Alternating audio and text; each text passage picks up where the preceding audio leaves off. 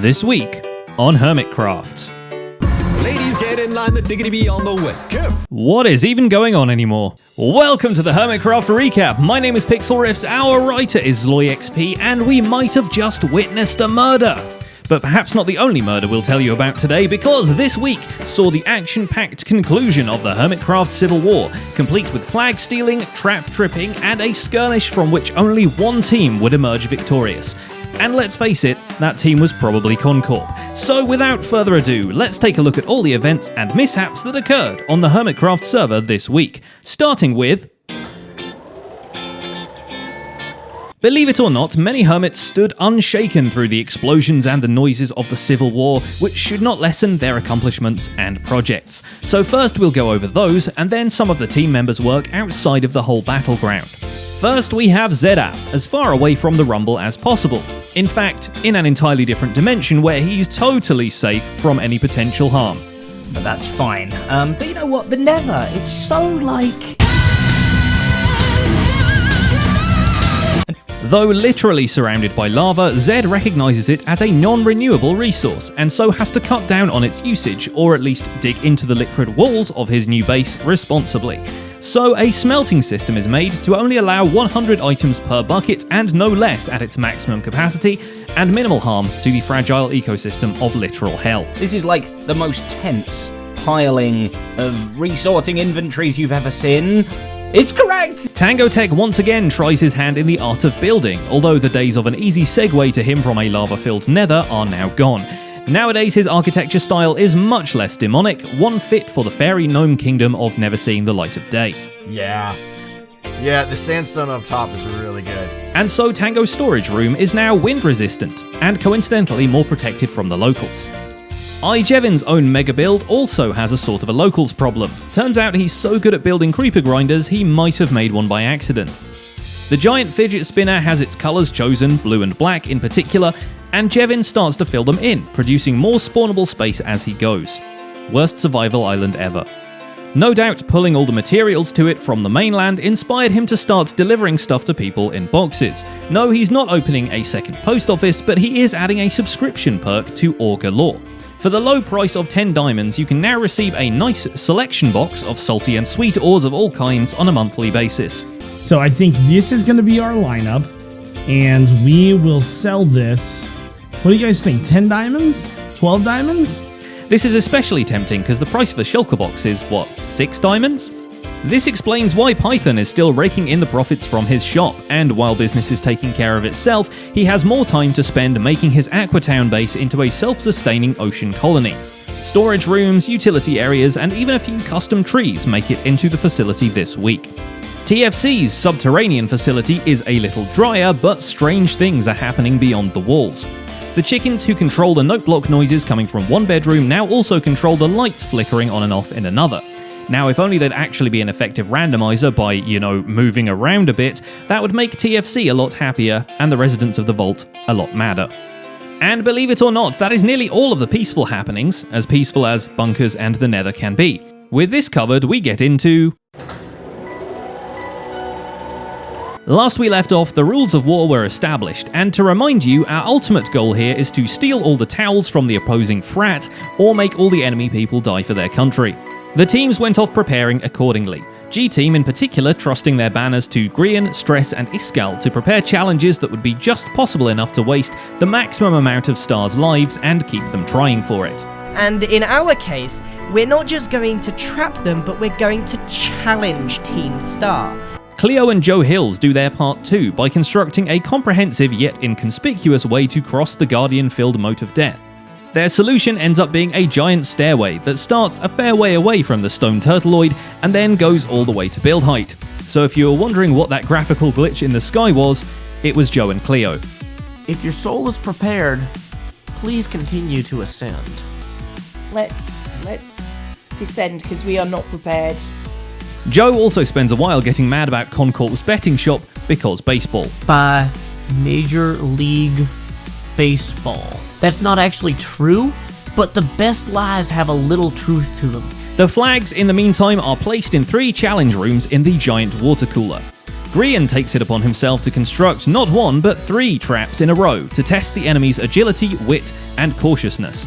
In simpler words, it's a slightly redstoned parkour course, then a labyrinth with lava chasing you from the ceiling, then an infinity room with a sneaky hole in the ground. All theoretically easily defeated by a fire resistance potion, but that wouldn't be as fun, would it? To the right! Oh my god, I'm sticking to the right! That's the wrong way, Grian! You're coming...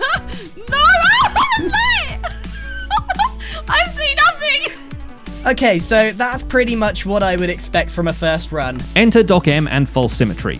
No, literally, here they go. Even though Doc snatches a fire resist potion left in a shulker box by someone, presumably Ijevin, they don't actually use it to any helpful degree. It's an entirely flammable False who is thrown against the challenges, and thrown rather successfully. She completes the parkour course with only 1 life wasted. Huzzah! Yes! Nice! Oh, I got a ding! And then dies twice to the lava labyrinth, but still makes her way through and is just sneaky enough to hold shift all the way through the infinity room. No doubt simply too tired of burning to risk it. And of course, one can't underestimate Doc M cheering her on the whole time. It's nice and toasty. As they run back to their base, deciding not to grab Iskal's flag, which is still sitting there unprotected, they actually see Grian log back on in the midst of finishing his main futuristic build limit height base. It really felt like the puzzles went unbroken for all of 5 minutes. I literally had just finished it and I logged back on and it was gone. But I think that's alright. You know, technically we have 15, that would mean 5 lives per flag, theoretically. So we're up 1. Iskal himself logs in later to trap the 2nd and 3rd vaults in his challenge, setting up a ceiling that releases lava when the shutters are opened, and a floor that drops out to reveal a bunch of hungry zombies. With that taken care of and the flag actually sealed behind a glass door, he returns to his laboratory and begins his next dastardly plan, getting maxed out pickaxes for free. It's as easy as finding 2 decent toolsmiths and a couple of librarians, setting up a pumpkin and melon farm, and trading his butt off until he has enough emeralds to buy all the gear he could ever need. Not to mention trading the leftovers to Mumbo for half a stack of diamonds. Yeah, I didn't spend a single diamond, so this is all profit.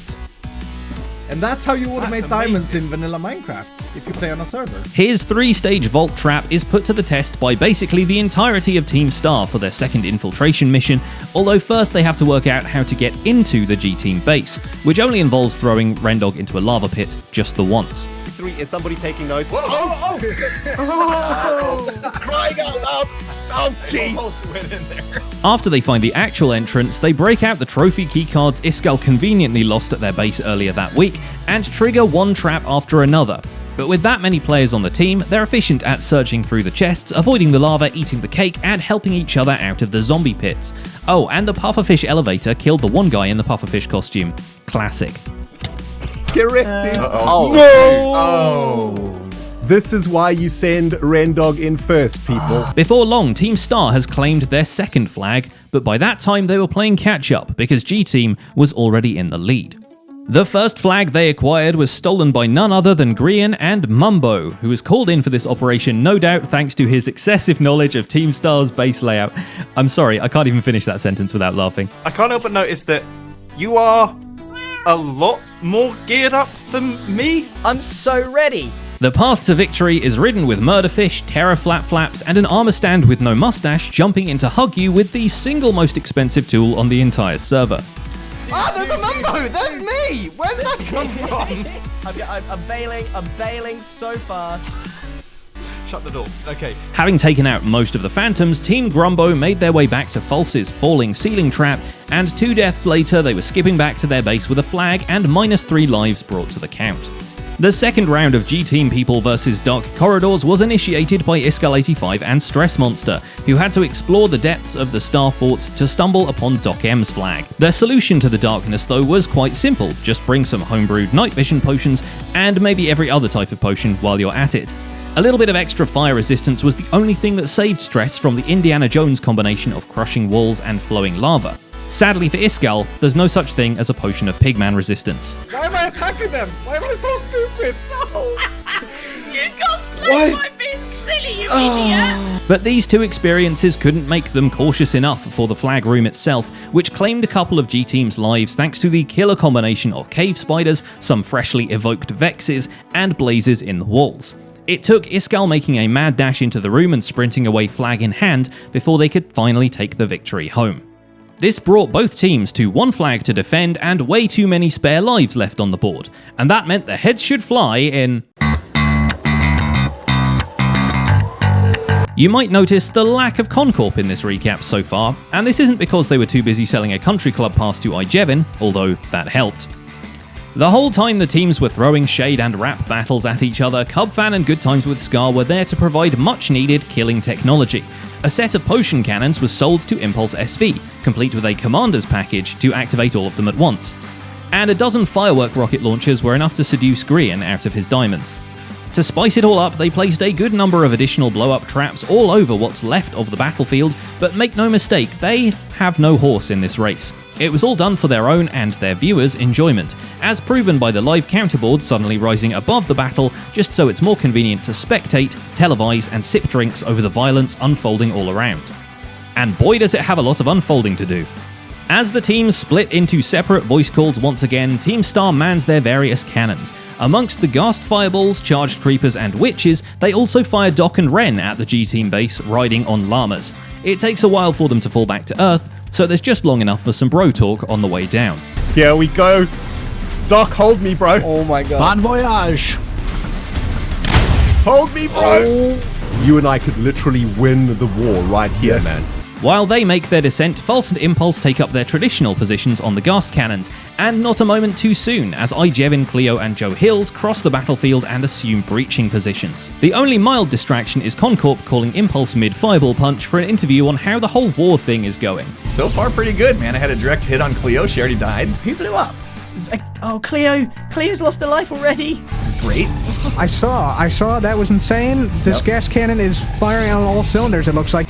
Not comfortable with a horde of charged creepers and potion-flinging ladies surrounding their base, Mumbo and Iskall decide to take care of that and score some mob heads in the process, which doesn't go super well for Mumbo in either direction. I think that would be so cool.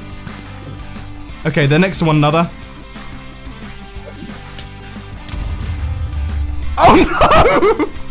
With them gone, Doc M and Ren land on the roof of G-Team base and chase Stress Monster into the main building. But if they think they have the upper hand, nothing could be further from the truth. Oh, she's panicking so hard right now. Come and chase me, boys! I'm going to murder you with my whoa! La la la la la la la la la la la la la la. Get her! Get her! What's happening? What the No! What is going on? Doc, what the freak just happened, dude? In the meantime, despite the best efforts of Team Star's greeting party, Grian blows a hole in one of their many walls, and maybe a change of pace is in order. Rendog and Doc M, now freshly respawned, man the defences, while Wales Knight runs interference and the people with armour left on them rush the G-Team flag and attempts to hit less pigmen on the way. Light him up, Doc. Despite the best efforts of the Bunny, his evoker friend and several lava dispensers, False, Ren and Impulse solve the final puzzle, having not even died to it once. But the mob AI dodginess held them off long enough for Iskall, Stress and Mumbo to notice their nameplates from the G-Team control room as they were activating the Firestorm defenses. All heck breaks loose as Team Star tries to PvP their way out. Iskall pursues False as she attempts to flee, Mumbo releases some phantoms he's trapped for the occasion, and Stress battles Azuma and Impulse, dedicated to taking as many Team Star heads off the board as possible. Come on, Mama, you got this! With the phantom, with the phantom! How am I dying? I help! I don't want to help too much, it's 2v1! No! All the while, the other side of the field is engulfed in a chaos all of its own. Under excessive fire of all kinds, Ijevin and Cleo could not make much of an advance to the foothills of the fort. What the defenders didn't realise is that their real goal was to poke out of the trenches just enough to distract them from an invisible Joe Hills bridging the moat for everyone's benefit. Frankly, Jevin and Cleo themselves might have forgotten their strategic purpose as they threw their everything at the enemy. But it's not even PvP that ultimately takes Joe out of the battle, but his real-life responsibilities to his wife and child, which really is a fiend that we've lost many good men to. My favorite thing about Hermitcraft is how I frequently find myself in situations where my family will be very upset with me if I fail them. You mean like that? In his absence, it's Grian who takes the mantle of a naked invader and, armed with invisibility potions, once again enters the convoluted darkness. Inside, he finds his way to the long and enticing corridor Azuma once dug out, with the last star flag at the end. It is in fact the TNT-trapped hallway of Pants to be Darkened. Sooner than you can say, do I hear a pufferfish player detector? Grian finds himself being chased by a chain of explosions from both sides. Luckily for him, his panic response is to freeze, not to run, and that's exactly what the trap didn't account for. Oh, of course, they can't blow up the pufferfish. Okay, can I just run for it now? I mean, to be honest with you, the labyrinth has defeated me more than any of these fake rooms. I am so lost. As he snatches the flag and heads for the exit, Iskall takes out False, returning the G-Team flag to its home team's possession. But by this point, anyone who's keeping score has realised that G-Team only has 1 life left, and the Stars are going for the kill. Finally, even though they were mere seconds ahead of losing it all, the winning team is... Visit the luxurious Corncorp Country Club, a hidden gem in the sunny reaches of the Hermitcraft server. Give us all your money and experience the decadent facilities at the clubhouse. Fling yourself into a relaxing round of Enderpearl Golf. Try our challenges and win worthless trophies to impress your friends with. But mostly just spend diamonds. Spend lots of diamonds. Corncorp Country Club. Hermitcraft Recap is not affiliated with Corncorp or the Hermitcraft server in any way and cannot be held accountable for any diamonds lost, stolen, or scammed out of you at Corncorp facilities. G-Team won the battle by stealing their last flag and delivering it to their base. Team Star won the battle by taking out all of the G-Team's lives, and by verbally destroying them earlier in the week. Corncorp won the battle by earning a ton of diamonds, cackling maniacally, and flying their slime block escape vehicle into False Symmetry's roof. But ultimately, the real winner was us, the audience, because this has been some of the most exciting, high-velocity llama launching, water-cooling, turtle-forting action that has ever been seen on Hermitcraft, and you were there to see it happen. To bring together all these creators for the amazing collabs of the Civil War is quite the achievement for all of them. And that's why this week's recap tag is just to go and watch your favourite war episode again. Tell us in the comments which one it is, let us know who you were cheering for, because having recapped 3 seasons of Hermitcraft by now, we have no idea how they're going to top that. But now the server is back to reality and back to their usual projects. It's frankly going to be a little weird seeing Rendog continue to work on the Hermitcraft rail network and the Industrial District tree farm, especially if he keeps the face tattoos. Stress Monster can return to her iceberg fort and finally find out where False has hidden all her chickens. And Mumbo Jumbo can finally put his mustache back on. We get to return to the real questions, like who actually has the diamonds stolen from the Stock Exchange vault, which you could argue was one of the reasons everyone was fighting in the first place. We get to return to questioning the true identity of the Jingler. Poultryman might come back out of hiding. Good Times with Scar might even tag someone. And as always, we'll cover all of it here on the Hermitcraft Recap. Seriously, does anyone else feel like they just run a marathon? So yeah. Something just happened. Thank you. That did make me laugh. That's literally the oldest trick in the book. GG. GG, guys. Well played, everyone. Well I love you played. guys again. Well, that's just about it for this week's recap. Our writer is LoyXP, and my name is Pixelrix. In between watching all this madness, we've been playing a Skyblock map called Cobble Clicker, and the latest episode is in this week's End Screen Theatre. Don't forget to leave a like while you're still here, and subscribe so you won't miss future recaps. Thanks for watching, and we'll see you next week.